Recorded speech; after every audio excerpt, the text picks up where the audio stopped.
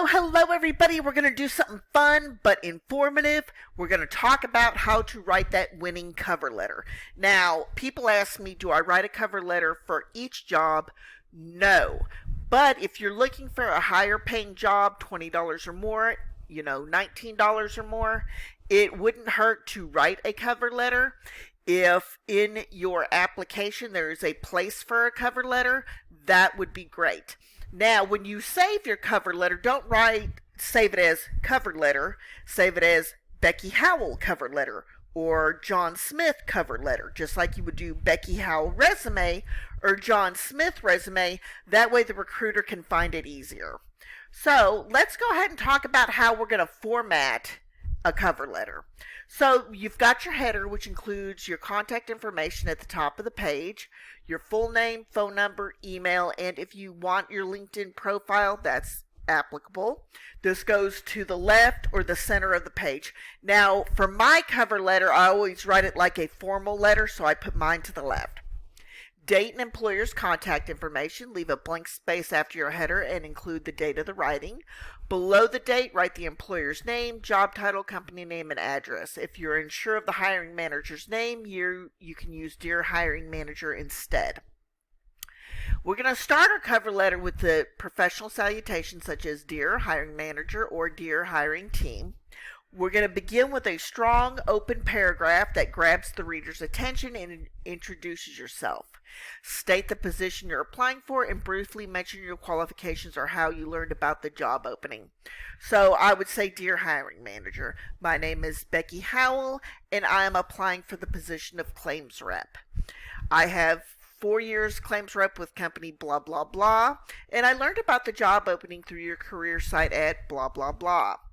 So that's your introduction. The body. The body of your cover letter should be divided into 2 to 3 paragraphs. Each paragraph should focus on a specific aspect of your qualifications, such as your relevant skills, experiences, and achievements.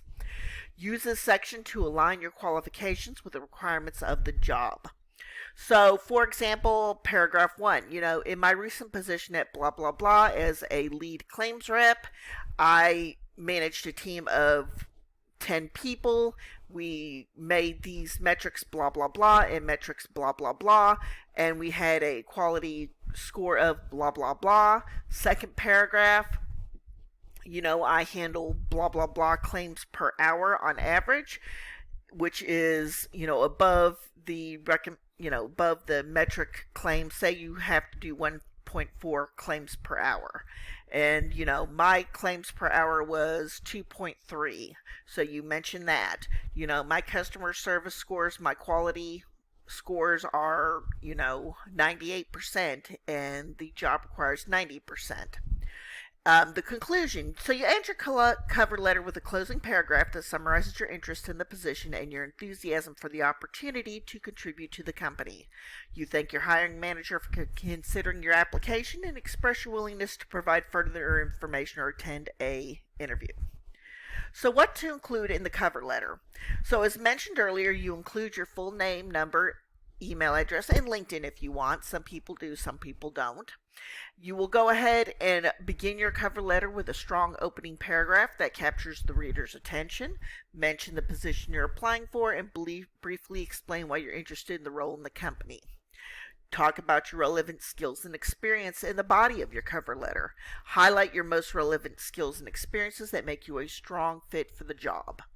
Knowledge of the company. So you do need to research the company and mention specific details about the organization that resonate for you.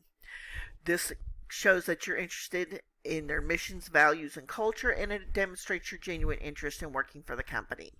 You need to tailor your cover letter to the specific job and company you're applying for. Do avoid using generic statements that could be applied to any position. Instead, make it clear why you're interested in this role and how your skills and experiences make you a strong candidate.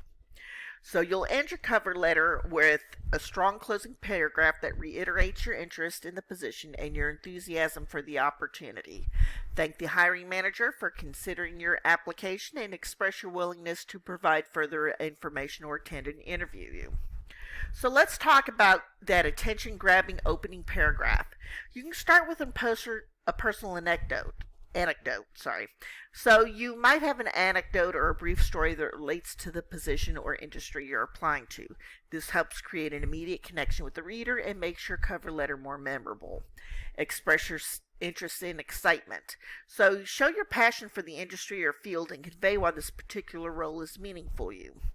Highlight a recent achievement. So for example, my company blah blah blah requires 1.4 claims to be closed per hour.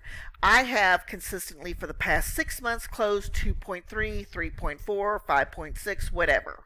So that sets a positive tone for the rest of your cover letter and demonstrates your capabilities. Start your cover letter with a compelling opening line that immediately captures your reader's attention. You might do something fun like claims rep superstar, or a bold statement, I dig through the trenches and gladly embrace metrics as a unique way to demonstrate my abilities, something like that. And you need to research the company, so show that you've done your homework by mentioning specific details about the company in your opening paragraph. So for example, you might say, I have noticed that you have combined or bought out company blah blah blah, and I'd like to be part of a team that really demonstrates what it means to be part of your company blah blah blah.